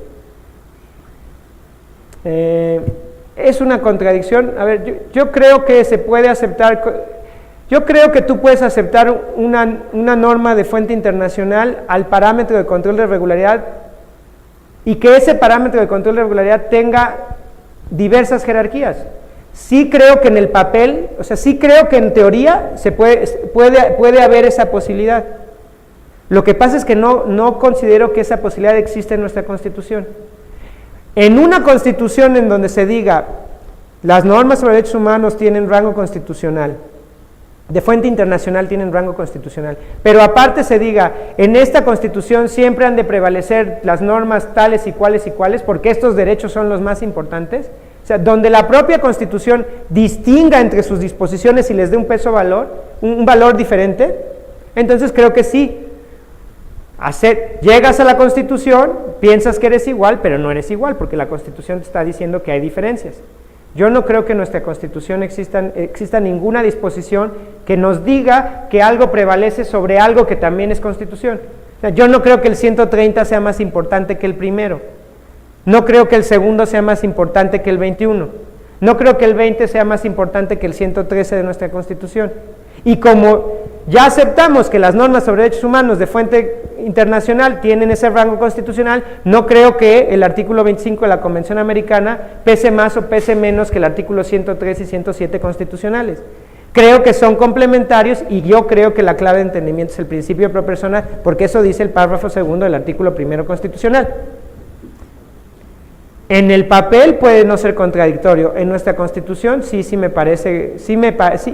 me inclino a pensar que no se sostiene esto de que las restricciones prevalecen siempre, porque yo interpreto la frase final del párrafo primero del artículo primero como un mínimo, o sea, la Constitución nos da una salvaguarda, ninguna ley, ningún tratado puede ir por debajo de la Constitución. La ley de amparo no puede restringir al 103 y al 107 constitucionales. El Código Federal de Procedimientos Civiles no debería de poder restringir a las acciones colectivas del 17 constitucional, y así en lo sucesivo. Creo que eso es lo único que está diciendo esa frase final del párrafo primero del artículo primero, y creo que en el proceso legislativo previo a la reforma, el abandonar el principio de no contradicción confirma esta lectura. Por eso me parece que cuando se introduce esa frase final para hablar de la jerarquía suprema de la Constitución, sí se mete un sinsentido en nuestra interpretación constitucional, pero es mi interpretación personal y no es la interpretación oficial ni la interpretación que va a quedar reflejada de esta decisión, porque la que va a quedar pues es la que ya les dije que queda aún abierta a interpretaciones. ¿Qué pasará si se restringe cierto derecho y se toma como consecuencia el desconocimiento potencial del principio de pro persona? ¿Esto no sería un paso atrás para la protección de los derechos humanos en México? Aquí claramente les digo que sí, o sea, mi postura personal es que sí. Yo no pienso que el arraigo puede estar injustificado en todos los casos. O sea, todavía concedo que en un debate, a pesar de que se diga que en el sede internacional que es violatorio de derechos humanos, puedo intentar entender que alguien justifique un arraigo porque la persona, aunque tenga derecho a la inocencia, está acusada de temas tan delicados y y constituye un peligro real para otras personas que pueden comparecer con testimonios para que a esa persona se le encuentre culpable, que a lo mejor esa persona sí puede justificarse un arraigo. No lo descarto, pero si justifico ese arraigo no es porque justifique la restricción, sino que justifico la medida en aras de proteger la vida e integridad física de las demás personas para que no las mate esta persona altamente peligrosa, ¿no? Y me cuesta mucho trabajo. O sea, en el papel concedo que hay ahí algo que debatir, ¿no? Pero bueno, no lo sé. Fuera de eso, yo creo que si una norma de fuente internacional está reduciendo una restricción, pues punto, esa es la que deberíamos de aplicar. Y ya también les dije que las restricciones se justifican más por los derechos que protegen. O sea, creo que al final este debería de ser nuestro entendimiento. Las restricciones solo se justifican si protegen derechos de las personas, y si resulta más favorable esa protección que una limitación concreta a un derecho específico, bueno, ok, ahí no importa, pero bueno. Si la dignidad se ve afectada por el tema de las restricciones, pues de nuevo habría que estar al caso concreto, ¿no? Habría que estar. A mí el tema del no reconocimiento de la acción para buscar la reinstalación a quienes conforman parte de las fuerzas de seguridad me parece de veras una de las normas violatorias más importantes. O sea, yo no puedo creer que le digas a alguien, sí, te corrieron injustificadamente, sí, te corrieron porque tú eras el que estaba actuando bien en este cuerpo de seguridad, sí, te corrieron porque tú denunciaste una corrupción, te corrieron a la mala. ¿Pero de qué crees? Pues no tienes derecho a reinstalarte porque esto es para garantizar la eficiencia del cuerpo de seguridad. Pues yo digo que esto es un sinsentido. Y yo creo que sí, ahí se está yendo en contra de la dignidad de las personas, porque las personas tienen derecho a tener una estabilidad en el empleo. Pero bueno, ya habrá que ir caso por caso. Hay otros temas que hablan del control convencional y que sí es una especie de control constitucional, ¿no? Nos dicen incluso que si el control difuso de convencionalidad implica que se debe hacer un ejercicio de control de constitucionalidad previo, o bien si podríamos hablar que el control convencional es una especie de control constitucional. A ver, si las normas sobre derechos humanos de fuente internacional ya forman parte del parámetro de control de regularidad y tienen rango constitucional, eso quiere decir que cuando hacemos un control difuso de convencionalidad, o sea, cuando estamos aplicando el artículo 8 de la Convención Americana para interpretar conforme el artículo 200 del Código de Procedimientos Civiles, hacemos un control difuso de convencionalidad, pero como tienen rango constitucional y forman parte de ese parámetro, en realidad también hacemos un parámetro de constitucionalidad, sin duda, sin duda. Ya podríamos decir que todo lo convencional es constitucional. Y si nos aseguramos que la contradicción de tesis 21-2011, la que se debatió después, el jueves 5 de septiembre y este lunes pasado, que fue, ¿qué? ¿9? ¿Ayer fue 9? 9. Entonces diríamos que todo lo convencional es constitucional, que control difuso de convencionalidad sí es control difuso de constitucionalidad. Yo soy de las personas que piensa que no se puede hacer control difuso de constitucionalidad de forma exclusiva. O sea, yo soy de las personas que piensa que un juzgado local no puede decir, yo interpreto el 113 de mi Código de Procedimientos Penales conforme al artículo 25 de mi Constitución local y el artículo 20 de mi Constitución general y nada más hago eso y entonces solo hice un control difuso de constitucionalidad porque solo tuve como parámetros normas constitucionales, normas o internas. No soy de esa opinión porque creo que un control difuso necesariamente para que sea lo más favorable requiere de un contraste con las fuentes de origen internacional y a partir de ahí ver qué interpretación prevalece. Si para hacer un control de convencionalidad se tiene que hacer un control de constitucionalidad previo, yo creo que esta pregunta está situada en el tema de cómo la Constitución prevalece en términos de restricciones y se pone en el bloque que dice que eso es siempre. Entonces, pues sí, si tú aceptas que la Constitución prevalece en restricciones siempre, entonces antes de hacer un control difuso de convencionalidad tienes que ver si no estás ante un caso de restricción constitucional expresa, y ya que salvas que no estás en un caso de restricción expresa, entonces haces el control difuso de convencionalidad. Pues sí, ¿es más complicado? Sí. ¿El método para ejercer un control va a tener que complicarse un poquito más? Bueno, precisarse un poquito más, sí. De nuevo, como yo soy de las personas que optan porque eso no es la esencia de la decisión de la contradicción 293-2011, sino que el núcleo esencial de la decisión es que prevalece caso a caso y por ponderación. Yo digo que van los dos controles siempre de la mano buscando qué es lo más favorable. ¿Se necesita sistematizar procesalmente el control convencional? Pues hay intentos de iniciativas de ley y tal. Yo digo que no. A mí me parece que esta herramienta es simplemente precisar cuál es el derecho aplicable y que en ese sentido es una labor jurisdiccional la más vieja de todas y que no habría necesidad de que el legislativo se inmiscuyera. Hay iniciativas en sentido contrario. Inaplicar y desaplicar son términos que pueden usarse como sinónimos o tienen una diferencia procesal. Yo de momento los he usado como sinónimos, no alcanzo a ver una distinción o un contenido diferente a inaplicar y desaplicar. Si alguien en su experiencia tiene una diferencia, por favor, si es en el curso de AMIC, hágamelo saber, y si es aquí, pues ya me lo dirán. ¿En qué términos se aplican las restricciones constitucionales frente a normas de fuente internacional que son más favorables? Insisto, si comulgan con el bloque de integrantes del Pleno que se decantó por la posición jerárquica, siempre las restricciones habrán de prevalecer. Si se comulgan con el bloque de ponderación caso a caso, dirán que pues caso a caso habrán de saber qué se impone. ¿Cree que usted que en algún momento la Corte pueda adoptar un criterio en donde las normas sobre derechos humanos contenidas en la Constitución también se sometan a control de convencionalidad, en donde se dé margen a interpretar normas como las normas constitucionales? Es decir, creo yo, si algún día una disposición constitucional quedará desaplicada porque se le encontró contraria a una disposición convencional y luego de hacer un control difuso de convencionalidad se hace, yo creo que sí. Yo soy de las personas que creo que sí, no con esta Corte, no con esta integración, probablemente no con la siguiente, pero casi seguro que algún día llegará, si no es que ya está por ahí en el sistema interamericano, un caso de arraigo de este país a la Corte Interamericana y dirá que el arraigo es inconvencional y entonces nos dirá que la Constitución la tenemos que modificar y que el artículo 16 no se sostiene, o llegará un caso de personal de policías o de elementos de seguridad donde digan a mí me corrieron a la mala y no me reinstalaron y me están violando derechos.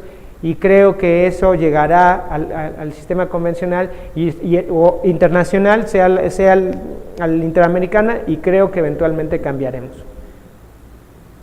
Yo creo que también si algún día triunfa el bloque de ponderación caso a caso, pues en algún momento, aunque no le llamemos inaplicación, veremos cómo están siguiendo la fuente internacional, que de hecho ya había pasado, y por eso notan en los debates del Pleno que hay una referencia constante a una acción de inconstitucionalidad donde lo que se dijo es la disposición internacional resulta más favorable que la constitucional y seguimos la internacional. Ya se había dicho, y por eso la insistencia en las discusiones del Pleno de que esas referencias se quiten.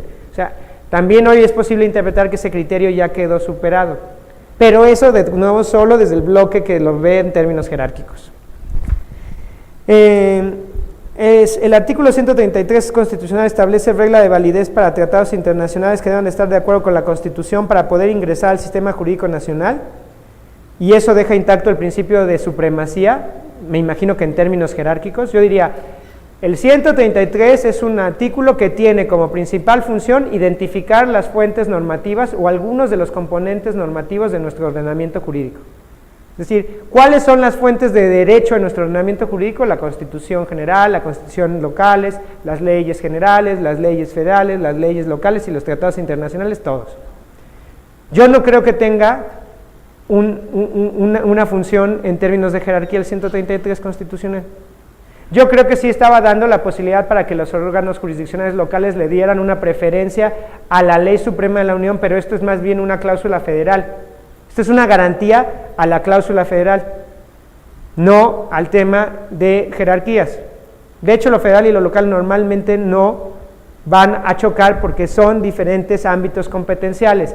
Pero ahí donde lo local hubiera invadido lo federal, entonces los órganos jurisdiccionales locales, por la segunda parte del 133, lo que tenían que hacer es no aplicar lo local que se extralimitó. Era una cláusula federal. Esa era su intención desde la Constitución de Estados Unidos, que es de donde lo tomamos. De ahí sacamos que es el tema de jerarquía. Bueno, Queremos seguir bajo esa óptica. Lo único que el 133 nos permite es verificar que el tratado internacional se haya incorporado correctamente a nuestro ordenamiento jurídico porque se siguió el procedimiento del 76 y del 89 de la Constitución, punto. Esa es mi interpretación. ¿Qué impacto tiene el artículo 133 en conjunto con el 105 y el 15 en relación con el análisis de regularidad de otros tratados internacionales? Bueno, ciertamente cualquier tratado internacional puede ser sujeto de control constitucional a través del amparo, las acciones, controversias, sí, la base es el 15, el 105, el 103, el 107, sí, pero no hay que perder de vista que es el tratado internacional frente a los derechos humanos de la Constitución y de tratados internacionales. O sea, lo que está sujeto a control es el tratado internacional frente a otros tratados internacionales de derechos humanos y otras normas sobre derechos humanos constitucionales. Y si ese tratado internacional resulta menos favorable o violatorio de esas disposiciones, bueno, pues por supuesto. Si hoy el Estado mexicano firma un tratado y le llama de derechos humanos, pero el derecho humano es el derecho humano a que se arraigue a cualquier persona sin previo prejuicio, pues eso no es ese tratado, aunque le llamemos derechos humanos, no lo es.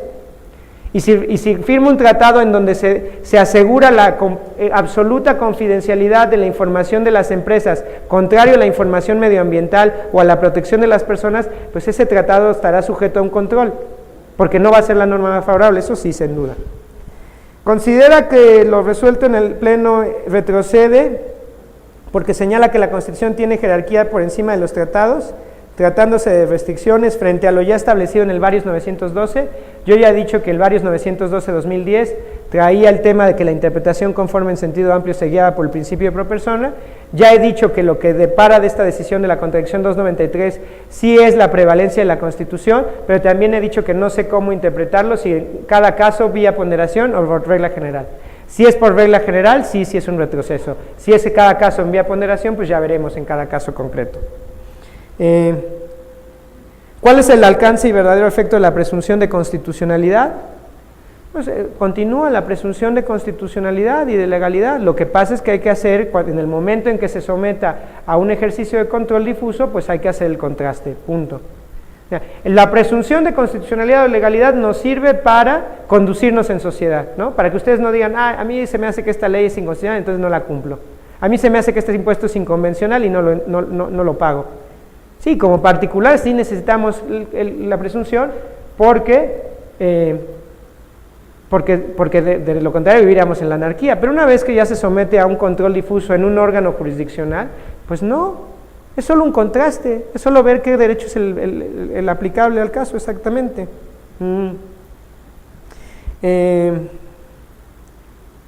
Si el artículo primero constitucional se relacionaba únicamente con el artículo 29 constitucional, aquí también es uno de los temas del debate, yo no lo mencioné, me parece que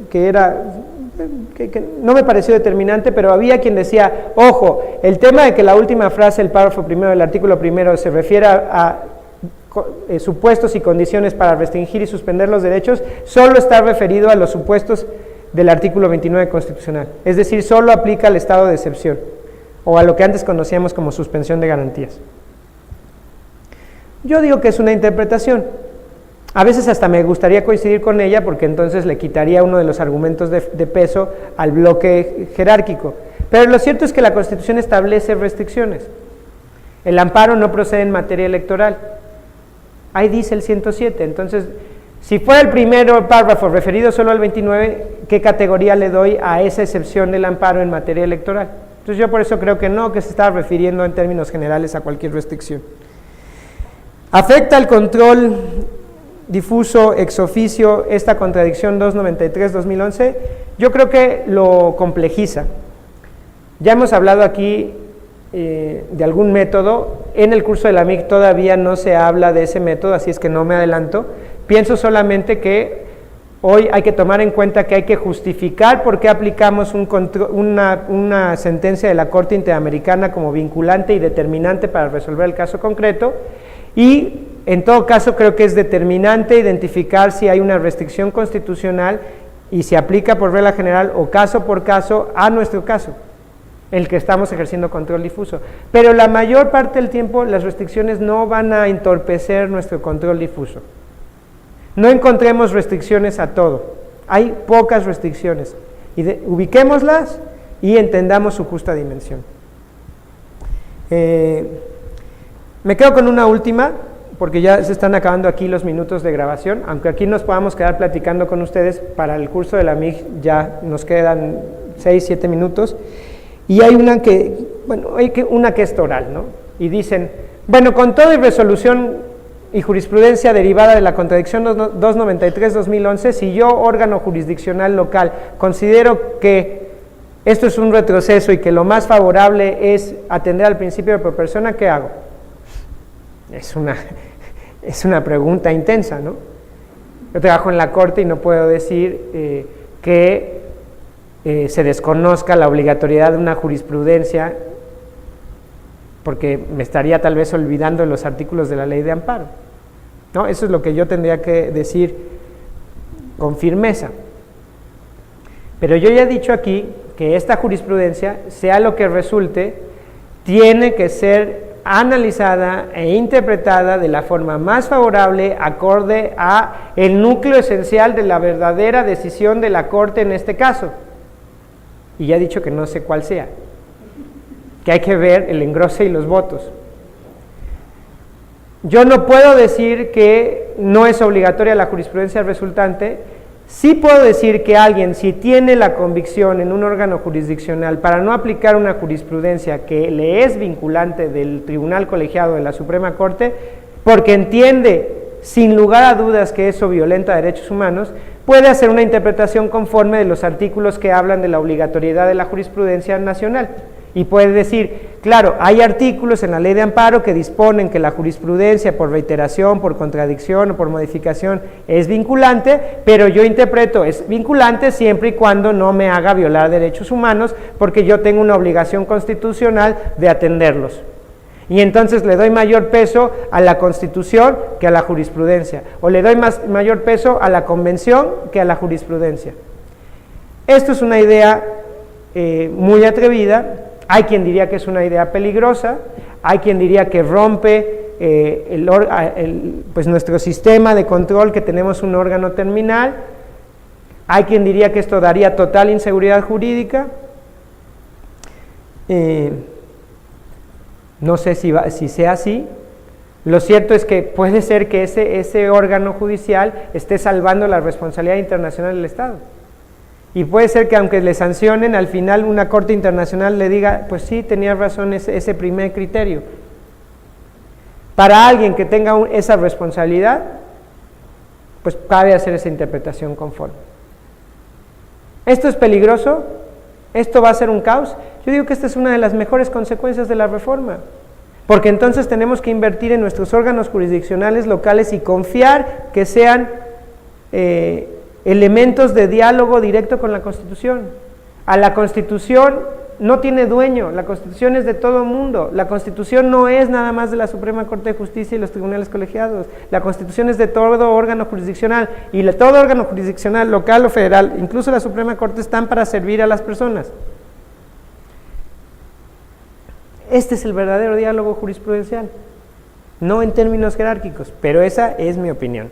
Si luego les ponen una sanción y les meten una queja por desconocer una jurisprudencia, a mí no me digan, traten de argumentar. Y con eso, si quieren, concluyo para efectos de la grabación para el curso de la AMIG, y si ustedes quieren, me quedo todavía unos minutos a contestar alguna pregunta del público. Muchas gracias.